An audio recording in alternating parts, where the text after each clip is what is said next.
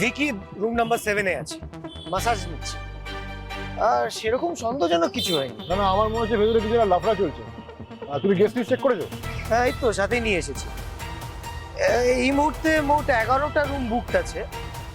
3 তলায় 6 নম্বর রুমটা খালি আছে, 7 নম্বরে তো ভিকি আছেই।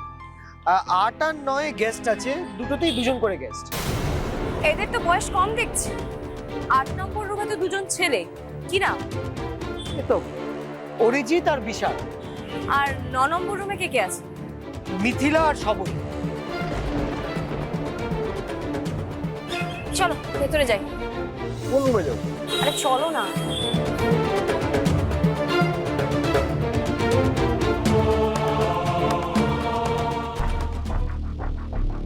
আমরা একটু সবকটা রুম চেক করব। কিন্তু কেন? মানে আপনারা আপনারা ফার্স্ট ফ্লোরটা দেখবেন, সবকটা রুম চেক করবেন, আর আমরা থার্ড ফ্লোরে যাব। চলো চল এসো। আরে দাঁড়ান, এইভাবে গেস্টদের বিরক্ত করলে আমাদের সমস্যা হবে।